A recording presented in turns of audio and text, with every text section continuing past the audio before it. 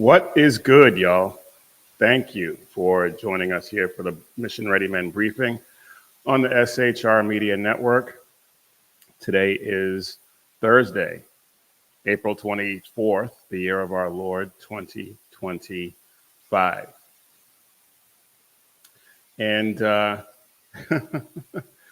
we have a ton to get to today. I've said many times that the left hates you. They really do. They've shown recently that they love criminals and they hate, or they love criminals and they hate Americans, criminals and illegal aliens, and anyone who also hates America as much as they do. They love and they embrace. So we'll get into that. A natural outgrowth of that hatred for Americans is their embrace of violence. So we'll try to get into that as well. And the media, the American Pravda, as I like to call them, getting torched by new media, which is fantastic to see. So if we have time, we'll get into that as well. And also, if we have time, Liz Warren hilariously just glitches and freezes up completely during a podcast, and it is hilarious to watch. As I said, just oh, it's amazing. So we got all that coming up, but I do want to thank you for joining us here on the SHR Media Network, and you can follow this show on all the social media platforms at Mission Ready Men on Facebook, Instagram, Twitter, TikTok, and Truth Social, all of them. And for our merch, head over to missionreadymen.com and click Shop 7 Armors and check out all the great designs that we have over there. All right, y'all, we got a lot to get to, and I don't want to waste any more time, so let's get after it. The question that I have is, one of the questions I have is why are they so invested in criminals and illegal aliens? I don't understand it. That's right, BZ. Everything and everyone leftist is in league with hating America. So true. But why do they hate America so much? Why are they on the wrong side of every issue? I wrote on social media, I forget which platform it was, the other day, leftists hate law-abiding Americans, and criminals and illegal aliens are now their core constituency. It's amazing to watch. It really is. And along those lines, California, of course, California is set to release an illegal alien by the name of Oscar Eduardo Ortega Anguiano, I guess. And if I butchered it, I don't care. But he was convicted of killing two American. Actually, I'm not sure if they're American. They may have been American, but he was convicted of killing two 19-year-olds named Anna Varfolomieva and Nikolai Osokin in 2021. And he was drunk, he was high, he was driving 100 miles an hour on the 205 freeway. Now, I'm not familiar with the 205, so I don't know. I couldn't speak to any of that other than the fact that he was driving 100 miles an hour drunk and high. So it really doesn't matter what road he was on, frankly. And as he hit them, those two teenagers were burned alive in the crash. And He was sentenced only to 10 years in prison, which is a travesty in and of itself. He should have been serving life. But he was sentenced to 10 years, and California has seen fit, for whatever reason, to release him after 3.5. What? He's an illegal alien. If they release him at all, it should be released to be deported. But he was sentenced to only 10 years, about to be released. There is an ICE detainer on him. But California is a sanctuary state. And so there's a question as to whether or not they will honor that detainer. And they probably won't. Even given the heinousness of his crime, they probably still will not honor that detainer. It wouldn't surprise me at all if they tell DOJ and ICE or whoever that he's going to be released on a certain date and then releases him some other time in the dark of night so that DOJ and ICE can't snatch him up as he's being released. Now, the DOJ, ICE, Tom Homan, Kristi Noem, they got wind of this, and they are stepping in to try and charge him federally. And of course, Tom Homan, being Tom Homan, he is not having it. He is absolutely not having it. And here he is on Fox News with Dana Perino and whoever her partner is. And he's not having it. Take a listen. I've met hundreds of angel moms and dads, and hear every story. I'll never forget any of those stories. It's just a tragedy. But I'll make this commitment right now. I'll work with Secretary Noem on this case, and I guarantee you, if they don't honor a detainer, we have ICE agents outside that facility to take custody of this individual and deport him. He's been deported several times, which means he's a felon. Re-entry the country at the form of deportation is a felony. We will prosecute him and we'll deport him. I'll make that commitment, and I'll work with Secretary Noem to make sure that happens. Well, look, Bill, everybody asks why I guess. Yeah, he's not having it. And I really hope, well, it's California, so that's wasted. BZ says, at this point, I really don't think it's anything more complicated than hating President Trump. You're probably right. If it's something advocated by Trump, they're going to oppose it no matter what. And that's true. That's probably true. If Trump came out and said water's wet, there will probably be people protesting saying he's wrong. I want to think that there is more to it than that, but I guess that's probably giving the left entirely too much credit. But they absolutely love criminals. And it's mind-boggling, really. And they've been advocating for lenience for criminals for a long time. It's always, even back when during Ronald Reagan's presidency, he talked about how the left always made it out to seem, or they tried to convince us that criminal because reasons, not because they chose to be criminals, but it's always some outside influence, some extenuating circumstance. And if we eliminate those, then criminals won't criminal. Well, I think we all know that is completely false. Criminals criminal because they like easy money. They just hate people. They want to inflict pain. It's simple as that. Simple as that. And the illegal aliens flooding or that were flooding over our border. Thankfully, President Trump has put a stop to that. But those illegal aliens that were flooding our border, basically invading us, they were criminals too.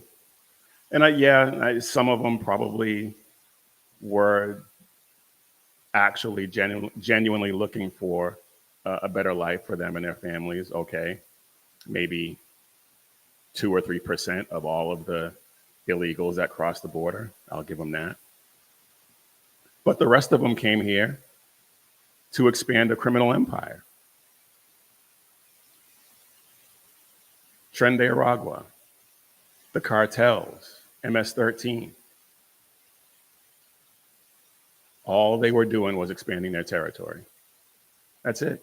And they were embraced by the left.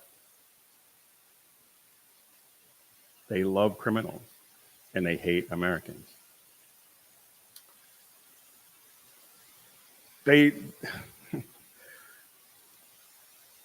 It's not just the illegal alien criminals. Well, some of the people that we're about to talk about are also illegal aliens, but the fact is, if they hate America, and if you hate America, regardless of your ideology, regardless of your ethnicity, if you hate America as much as they do, they love you. We talked about before how the leftist representatives traveled to El Salvador to visit with Abrego Garcia, MS-13 gang member. The left is trying to tell us that he's not a member of MS-13, that President Trump photoshopped those tattoos on his knuckles. But why, if you look at his wife's Facebook page, are all the pictures where his hands are visible covered up by hearts?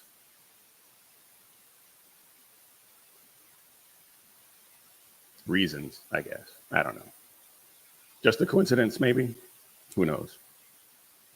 But so those leftists, they traveled to El Salvador to try and bring him back to the United States because he is home. He's home in El Salvador. They want to bring him back here for some ridiculous reason. But another cohort of leftists traveled to Louisiana to visit with Mahmoud Khalil. Mahmoud Khalil is the guy who was agitating on Columbia's campus. He's a Hamas supporter and an anti-Israel, anti-Semite, advocating for violence against Jews on campus. And he's been ordered to be deported, and he's right now in a detention center in Louisiana. And these geniuses, these anti-American leftists, decided that they were going to visit him.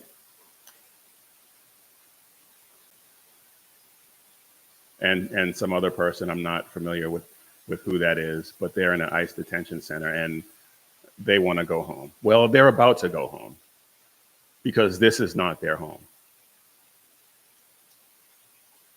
Of course, Ayanna Pressley, Troy Carter, Benny Johnson, and Senator Ed Markey, they went to a federal ICE detention center to visit with Khalil. And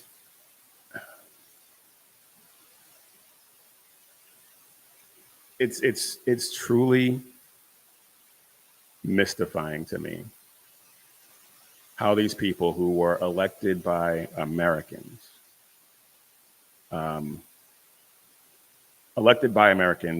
to represent Americans, are spending all this time, energy, and effort to represent people who are not citizens of the United States and hate us. And I know we've established because they hate America, if you hate America, they're for you. But I'm still mystified by that dynamic.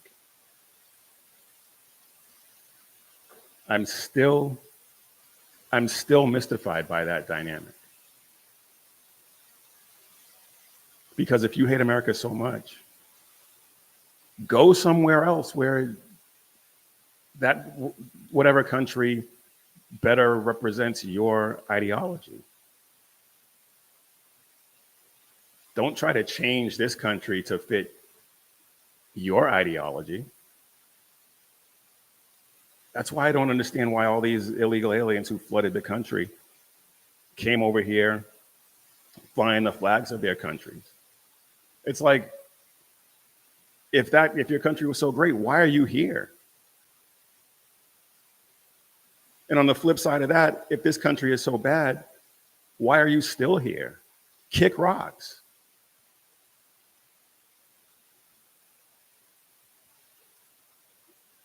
The left is on the wrong side of pretty much every issue. And this is not me trying to get them to change. Don't change a thing. Keep doing what you're doing.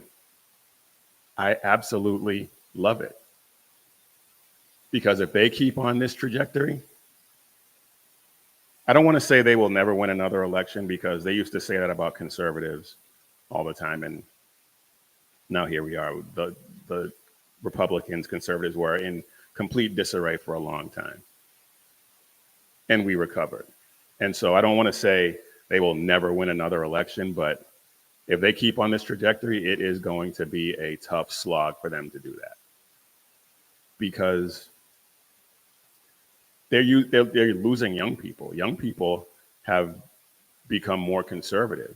Young people have become more interested in a relationship with God.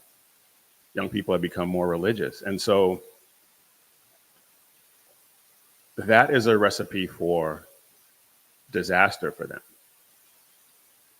And I'm here for it. I'm absolutely here for it. But like I said, they're on the wrong side of every issue. But now all of a sudden, they're interested in due process. They had no interest in due process for any of the people who were detained in connection to January 6th. None. When you used to talk to these leftists about how there were people who had been detained for years without so much as a hearing, well, they deserved it. These people who we're talking about now, they had their due process. They didn't like the outcome, and so now due process has been violated because they didn't like the outcome.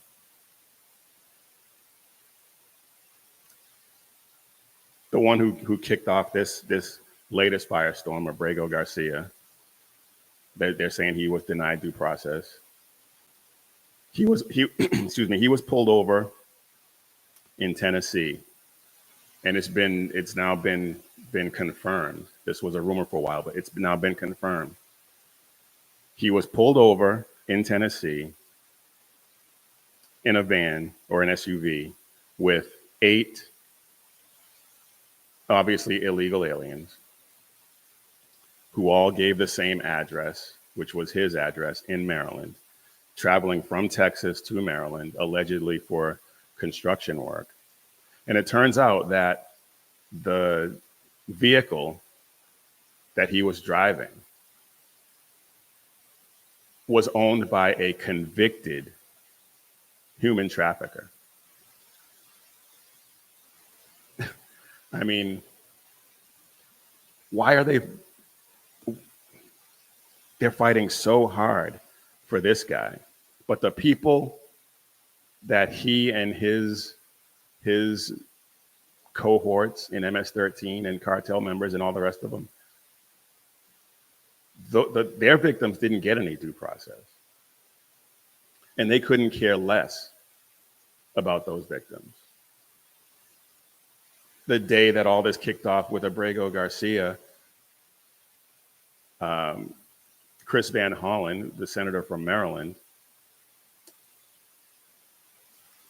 the killer of Rachel Morin was the day that this kicked off. The killer of Rachel Morin was found guilty. Excuse me, and he didn't say anything about it. And Rachel Morin's mother confirmed that Chris Van Hollen didn't say anything to her, didn't acknowledge her existence at all. But yet he found it necessary on that day to travel to El Salvador to visit with another MS-13 gang member.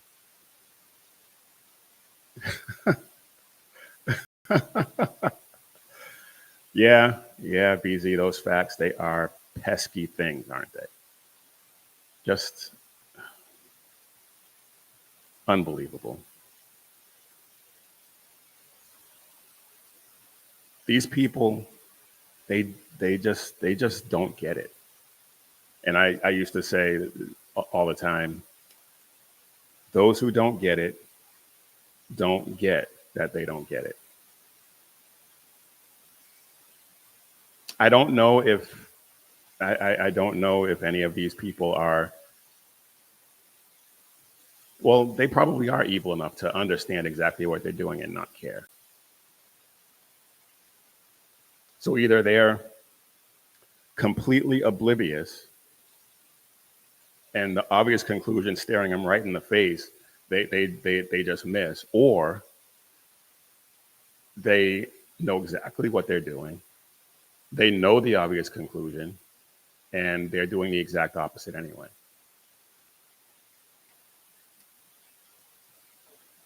This, excuse me, this is a little off the topic, and we'll get back to it. But I just want to use this to illustrate just how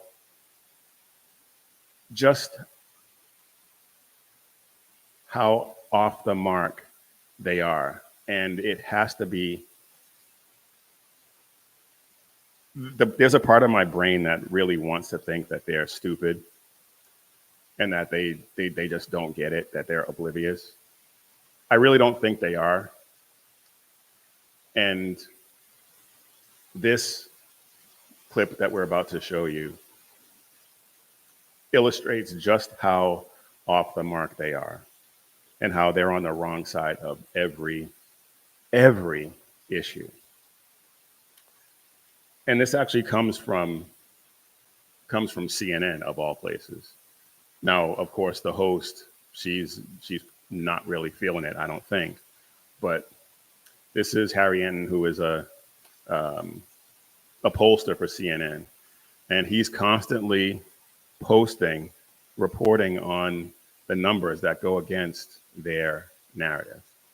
Topic, because I just think there's such a clear trend among the American public. So transgender female athletes in women's sports, only 18% of the country says that they should be, in fact, allowed to participate in women's sports. Compare this to the opposition. I mean, my goodness gracious, 79%. You rarely get 79% of the country to agree on anything, but they do, in fact, agree on the idea of opposing transgender female athletes in women's sports. But it's not just the here and now, Laura. It's not just the here and now. What we're actually seeing is a trend on this particular issue, and it's going in the direction of opposition. So take a look here. Okay, transgendered female athletes, and amongst those Americans who oppose them in women's sports, back in 2021, it was 62%. A majority, but, you know, not anywhere close to a ginormous majority, right? A clear majority, but not a ginormous majority. But then again, you look here in 2025, you see it at 79%. So it's not just that the majority of Americans are opposed to transgender female athletes in women's sports. It's that the opposition has become considerably larger in just the last 4 years. How does this break down across party lines? Yeah, so, you know, when you get 79% of Americans to agree on anything, in this case, opposition to transgender female athletes in women's sports, you got to believe that it's the majority across all parties. And that's, in fact, what we see. So transgender female athletes, again, opposing them in women's sports. You get 67% of Democrats, so 2/3 there. You get 64% of independents, so you get about 2/3 there. And then look at this, near uniformity among Republicans, 94% of Republicans in opposition. That is an incredible statistic. 67, 2/3 of Democrats don't agree with their representatives who are going all in on having these gender diluted dudes, most of them predators, in women's sports and women's spaces. But they don't care. They don't care. They don't care because they believe, on some level, they believe that they're smarter than you. This is a manifestation of that belief. They know better than you. You're not enlightened enough. You haven't reached the level of enlightenment that they have.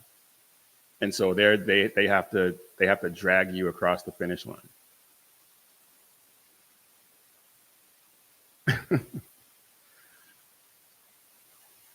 I wasn't gonna bring this up, but I have to now because it goes it brings us back to the illegal alien subject. And there is a judge, he was a judge in New Mexico, who was harboring an illegal alien. And apparently his wife found this guy at a Home Depot and hired him to do some work, as often happens.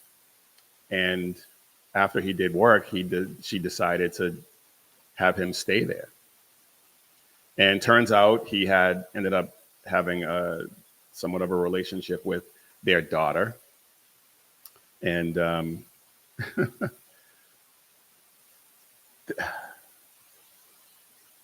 I guess we can give him credit for actually taking in one of these legal aliens, because we've often said, well, if you love these illegal aliens so much, then why don't you put them up in your house? And well, I guess he gets credit for that, maybe. I don't know. But here he is, and we're gonna take a look at this, because this is amazing to look at. This guy,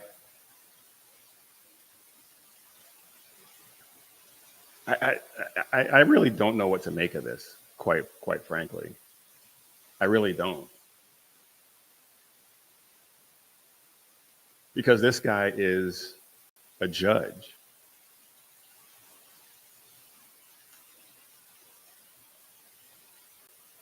Rey, patrón. And look at this. Re duro. That's the wife. And that's the judge. A ver, claro, patrón, ¿cómo es que sí? Handling a kitted out AR-15. I mean, that thing was sweet. I would love to have that. But he's an illegal alien. And a judge is just allowing him. So obviously he's not supposed to be handling weapons, and he's acting like he owns the gun. It's amazing.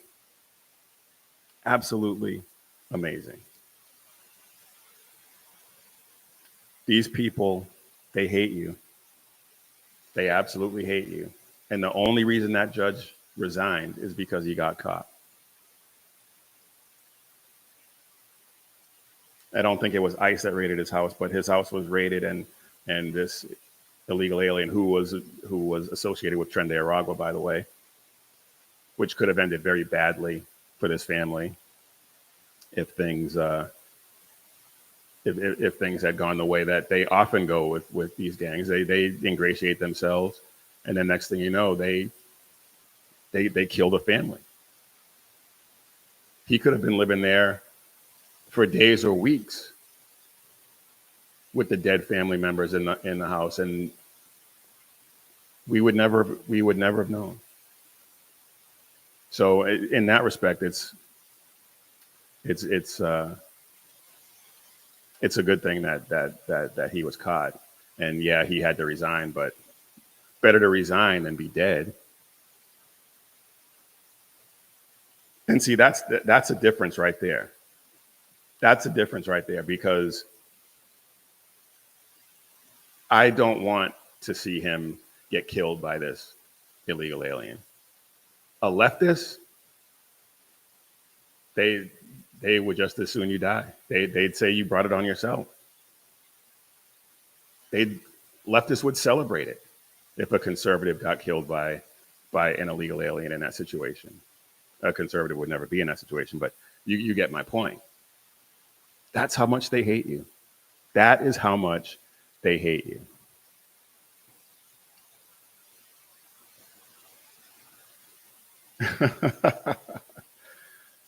Yeah, you're right, BZ. Judges are just like everyone else, biased pieces of crap, and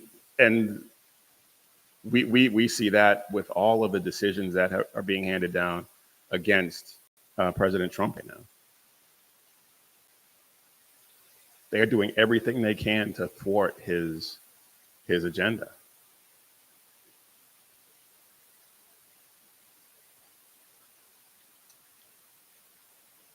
One last thing I want to get to before we move on. I mentioned earlier about the tattoos on the MS-13 gang members' hand and stuff like that.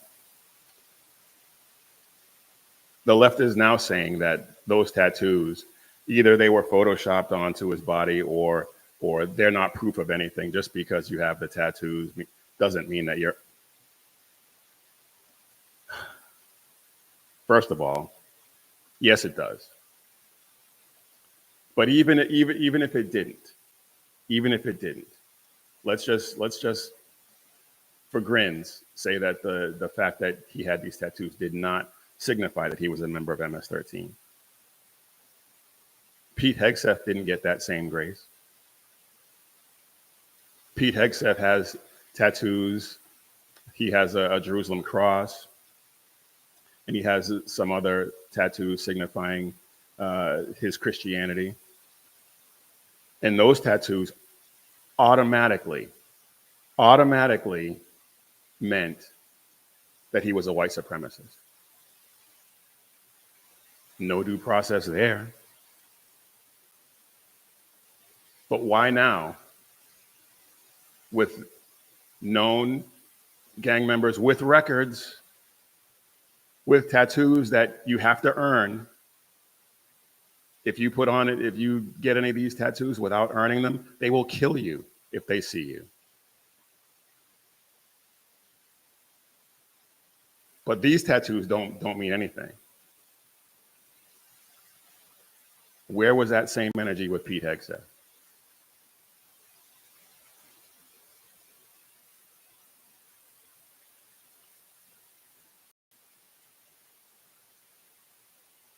Yeah, exactly. They superimposed the translation of it. BZ saying the translation marks on the knuckles were superimposed. The tattoos themselves indicate that he was MS-13. Well, yes, obviously. But of course, all these leftists online are saying we fell for the Photoshop. Well, come on.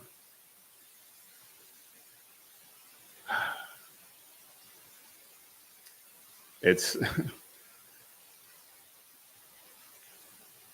it is infuriating and misleading. Just unbelievable.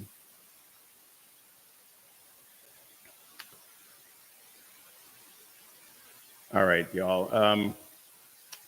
before we move on, I do want to get a word in from our sponsor, and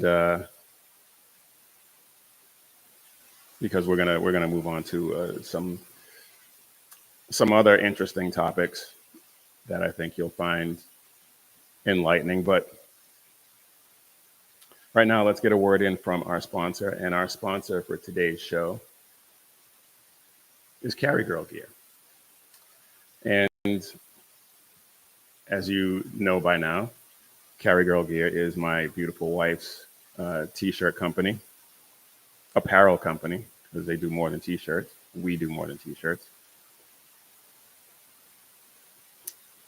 So you need to check out carrygirl.com because we have some of the best, some of the coolest designs on the highest quality shirts. The highest quality shirts that you will find anywhere. And there's also accessories, drinkware, hats, all kinds of other things that your wife or girlfriend will absolutely love. And if you're not sure about what to get, sizes, things like that, what her taste might be, just go ahead and get yourself a gift certificate. Get a gift certificate, give it to her, and let her pick out her own gear. I guarantee you, neither one of you will be disappointed. So check out carrygirl.com. Visit carrygirl.com today. All right, y'all. I am Big E, and you are watching or listening to the Mission Ready Men briefing on the SHR Media Network. And here you can catch Sackhead Sean on the Edge of Liberty every Monday and Wednesday at 11 p.m. Eastern, 8 p.m. Pacific. The Reaver of Common Sense with Jersey Joe every Monday and Friday at 9 p.m. Eastern, 6 p.m. Pacific. And BZ, who is in the chat, thank you, BZ, the bloviating Zeppelin himself, with the Berserk Bobcat Saloon every Tuesday and Thursday at 11 p.m. Eastern, 8 p.m. Pacific. So be sure to like and subscribe. We are 50 away. We're 50 away from 500. So please like and subscribe so that we can hit that 500 threshold and start to get some better traction in the algorithm, because YouTube and all the other platforms, they're run by leftists, and they will do everything they possibly can to suppress us. But the algorithm, once you hit that plateau, kind of loosens up a little bit. And so we would really appreciate if you could share this, subscribe, get all your friends to subscribe, so that we can start to reach even more people. Pray for us that we have that breakthrough, because we want to reach as many of you as we possibly can. All right.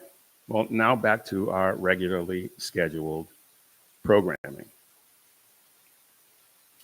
And today's show is I'm a little discombobulated.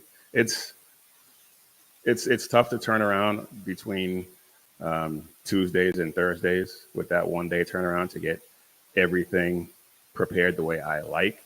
And so I'm kind of winging it here. But let's get into this, because I talk often about manhood, the responsibilities that we have as men. And a while ago, I wrote an article, and it's up on Mission Ready Men, called "What is a Man?" It was kind of a play on Matt Walsh's "What is a Woman" movie, and part of it was a longer piece, but part of the answer that I concluded with: a man is an adult human male whose central focus is his relationship with love of, and service to God. And that relationship should be the foundation upon which every other aspect of his life is built and informs how he performs all of his other duties and responsibilities. And one of the biggest problems that men face is that we don't have very many role models. And I'm not talking about movie stars. I'm not talking about action stars or even Christians like Kirk Cameron or Neil McDonough, who's a famous Christian. And there are others that I can't really think of off the top of my head. Those guys, Kirk Cameron, Neil McDonough, despite their Christianity, really have no impact on our day-to-day lives outside of entertaining us on occasion. What we need to do, we need to see examples of real men, real people living their lives in a way that helps us figure out how we want to live our own lives. So many men behave or engage in behavior that produces children, and then they abandon those children. They abandon their responsibilities. So those children, males and females, have no male role model to look up to. The boys have no male role model to model their behavior, to understand what it means to be a man. And the girls have no role model to look up to in terms of how they would choose their husbands in the future. That's just gone. And we're seeing the devastating effects of that in society today. And the men who fathered those children probably didn't have a role model either. And that's sad. So then the question is, who do we look up to and say, that's how I want to be? That's the type of man I want to be when I'm 60, 70, 80 years old. Who do we hold out as examples of how to be a good father and a good husband?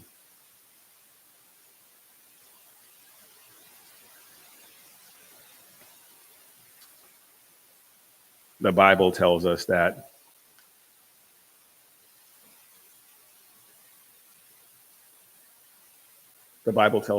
older men are to be godly examples for younger men.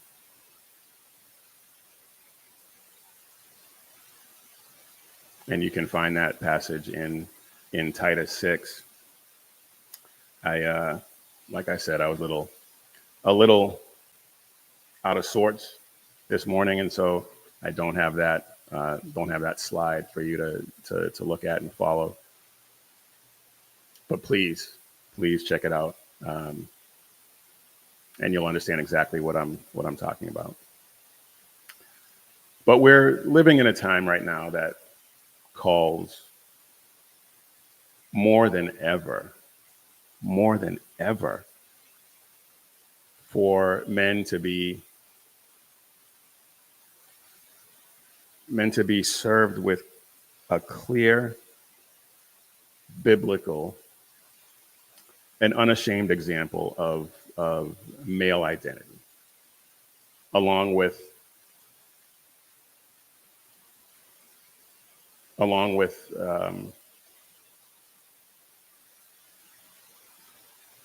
Excuse me.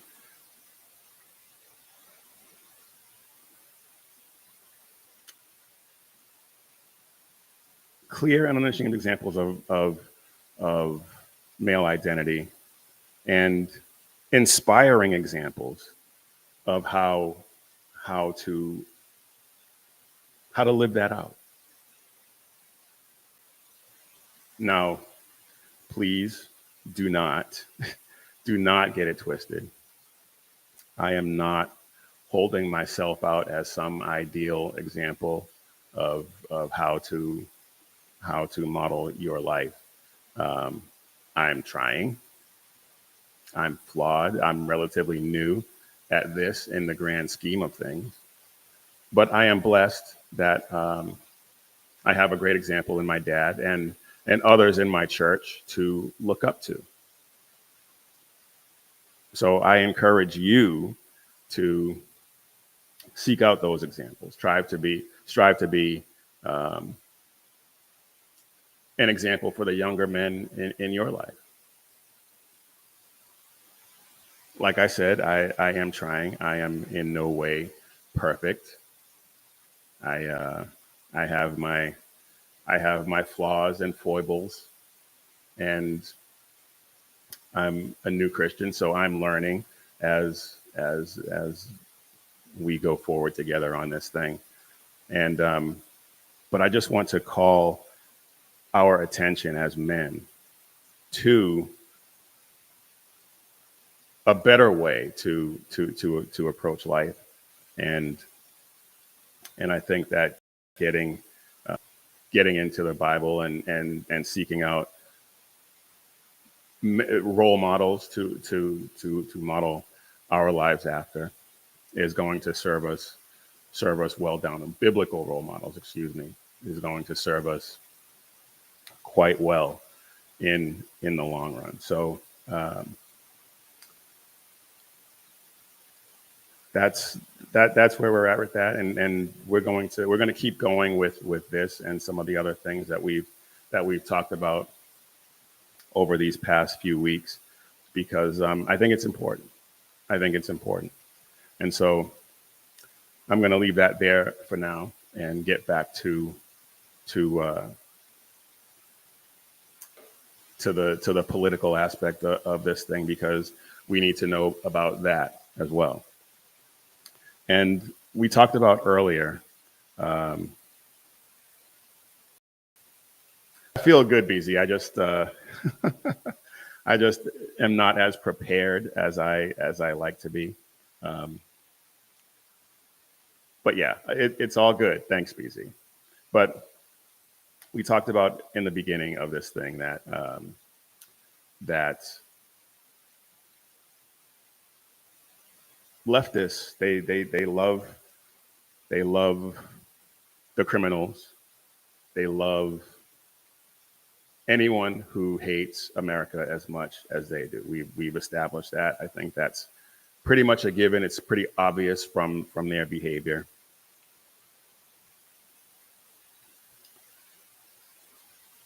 Another comment from BZ. I'm a sinner and freely admit it. Amen. I'm not a particularly good man. Well, I don't know about that, BZ. At least you're self-aware. Well, I mean, that's all we can do is understand ourselves and try. All right. Getting back to the subject at hand. Yeah, the left loves violence. They love anyone who hates America and Americans as much as they do. And there is something that was brought to my attention by BZ, as a matter of fact. And if I can find it here. There we go.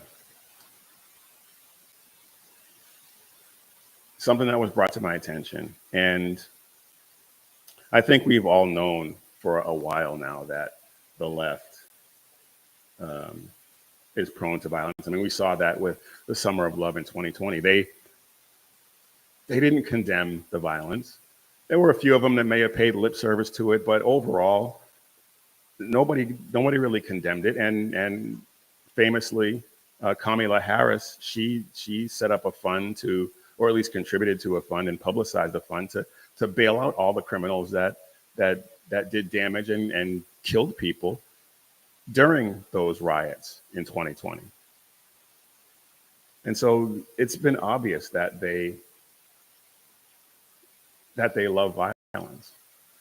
But here is an article by some leftist, Nicholas Decker. And check out the title. When must we kill them? When must we kill them? Evil has come to America. Well, evil has always been here, frankly. But when must we kill them? If that is not a call to violence, then calls to violence don't exist.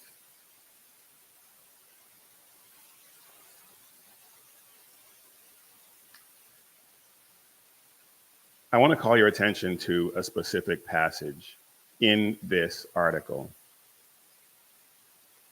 because I don't even want to call it an article. It's more of an op-ed, I guess.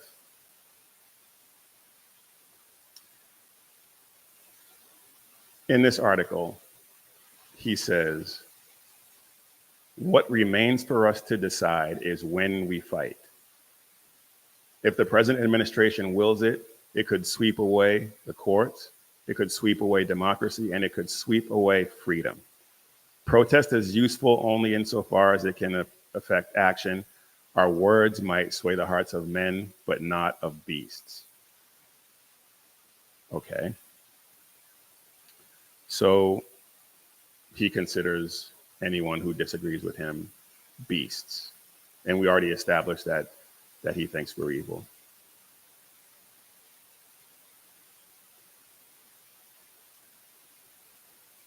Continuing on, if the present administration chooses this course, then the questions of the day can be settled not with legislation, but with blood and iron. In short, we must decide when we must kill them. None of us wish for war, but if the present administration wishes to destroy the nation, I would accept war rather than see it perish.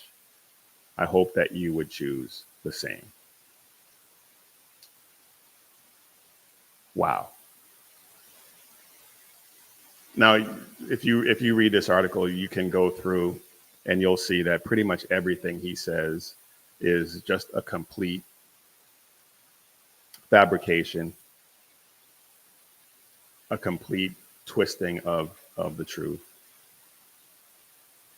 And the only reason to do that,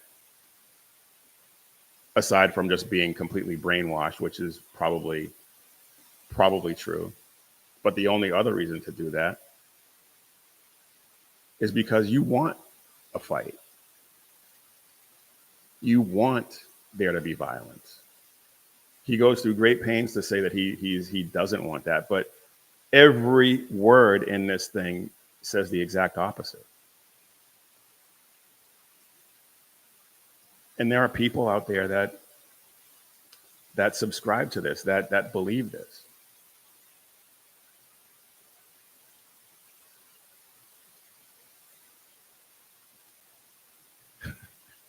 It's the opposite universe. Everything he writes is 180 degrees to the truth. Yeah, exactly. Exactly.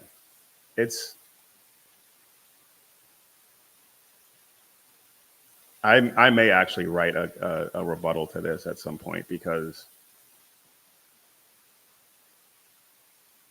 he doesn't want to fight. I guarantee you he doesn't want to fight. Because the most dangerous people are the ones who want to be left alone. All we want is for our country to prosper. All we want is to be able to live our lives in peace and prosperity and comfort we believe that President Trump is the man to deliver a lot of that in this particular moment. And if you think that blood and iron is the way to affect change, if you think that blood and iron is the way to get your way, you will be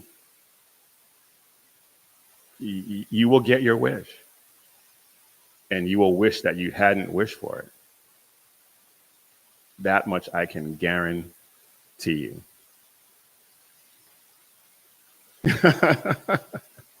B says, you mean a leftist lie? No way. Yeah, imagine that. Imagine that. All right. There's a couple other things I want to get to, and we only have a couple of minutes left.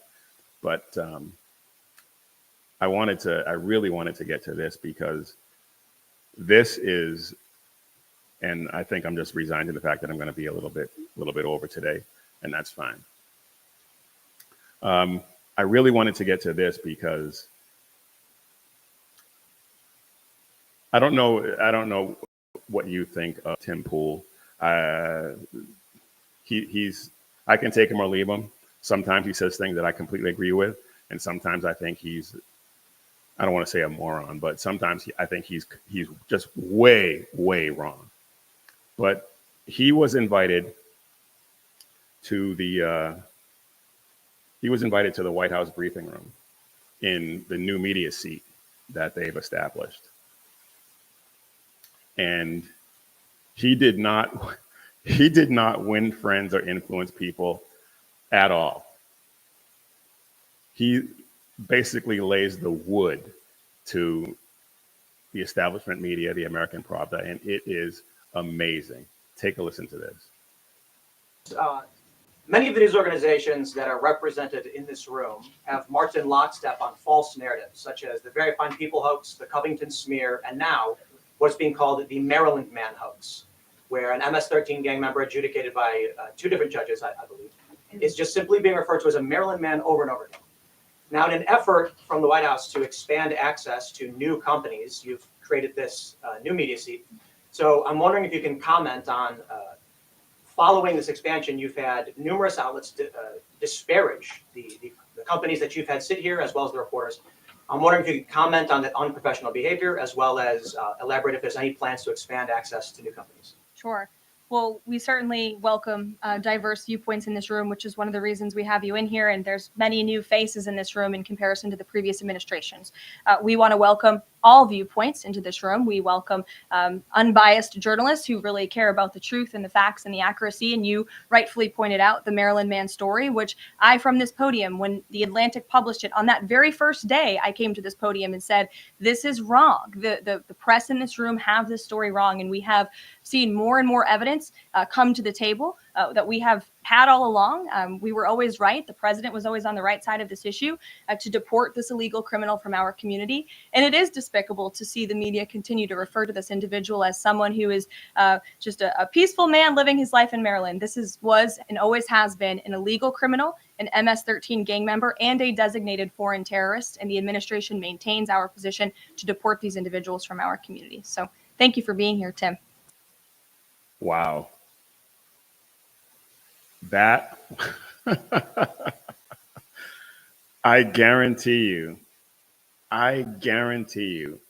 that heads exploded in that briefing room. There were a few that probably agreed with him, but I guarantee you there were so many that they were apoplectic, absolutely apoplectic, and it was glorious. It was glorious to watch. And they've also been, so Tim Pool, he just torched the entire American Pravda. And somebody else who has been torching the American Pravda is Natalie Winters. She's a young, young journalist on Real America's Voice. and she's kind of like a younger version of Liz Wheeler, attractive, blonde, smart. For a 24-year-old, her analyses are usually absolutely brilliant. And they've been attacking her for the way she dresses in the briefing room. And let's see, do I have that? Yeah, here we go. They've been attacking her for the way she dresses in the briefing room. And in the Daily Mail, they have a picture of her, and the caption is, they say, excuse me, they say dress for the job you want. Apparently freshly minted White House correspondent Natalie Winters wants to be a hostess at Hooters. Meanwhile, she's in a shirt and a sweater that goes off, that doesn't show anything. Her wrists.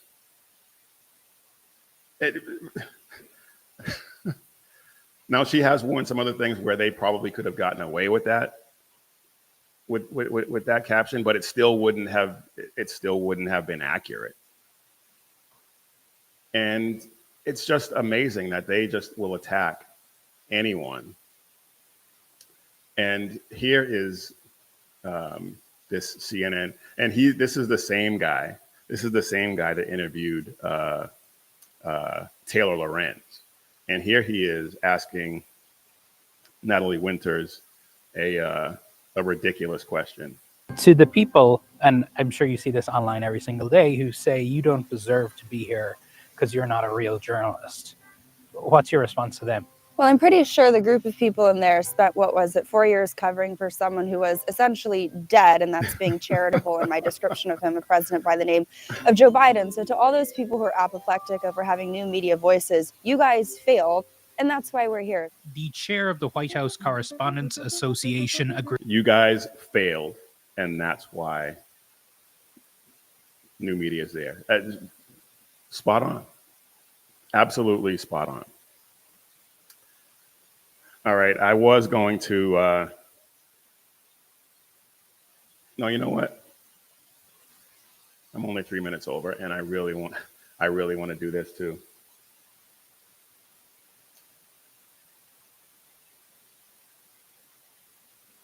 If I can find it, maybe not. Yeah, here we go. Elizabeth Warren, radical leftist senator from Massachusetts, also known as Pocahontas or Liawatha. She was on a podcast, and this podcast, this guy is a leftist, and he asked her a really, really good question, and she had absolutely no. She glitched. She glitched. She didn't know what to do. This was amazing. Check this out. Do you regret saying that President Biden had a mental acuity? He had a sharpness to him. You said that up until July of last year. I said what I believe to be true. And you think he was as sharp as you?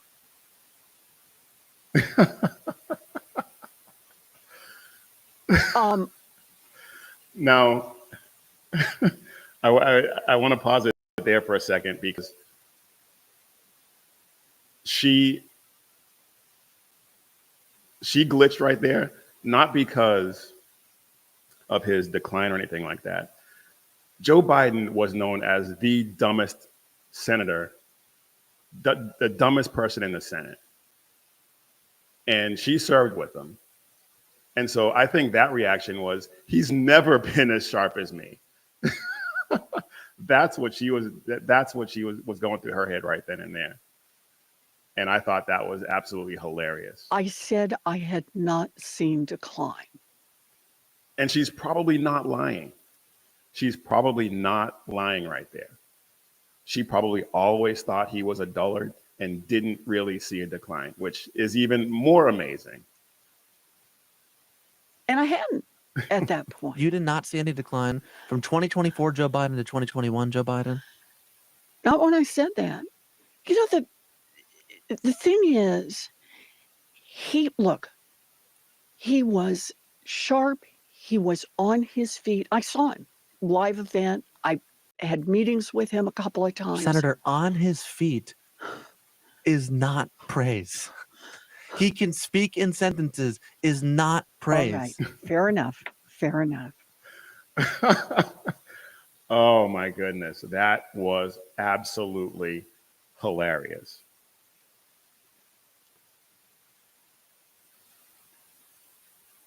She smiles because the lie was effective until the debate. It was only, you're right, but it was only effective on the idiots who were prone to believe it anyway. We could see, we knew during the campaign that he wasn't the same guy that he was when he was in the White House or when he was in the Senate. We knew that, and we tried to tell them, but they wouldn't listen. Yeah, she does admit it, BZ. She does. She does. Oh my goodness. All right. I am way over time right now. Well, not way over, but over enough. So that is all I got for you right now. There were a few other things I wanted to get to, but apparently I'm too long-winded. So I will try to do better on the next one. But please remember to hit the like button, subscribe to the channel, subscribe to SHR Media, subscribe to Mission Ready Men, because we want to continue to spread the message, the gospel of Jesus Christ, and the message of hope and liberty that he has promised us to as many people as we possibly can, because we want to preserve it for many, many generations to come until Jesus comes. So please like, subscribe, share, do all the things that will help us grow. And if you like the shirt I'm wearing, please check out missionreadymen.com, shop 7 Armors, and check out this design and all the other great designs that we have over there that have a message of faith and patriotism. missionreadymen.com, shop 7 Armors. And as always, when seconds count, the police are only minutes away, but the Lord is right there with you. So keep your prayers going up and your head on a swivel. God bless.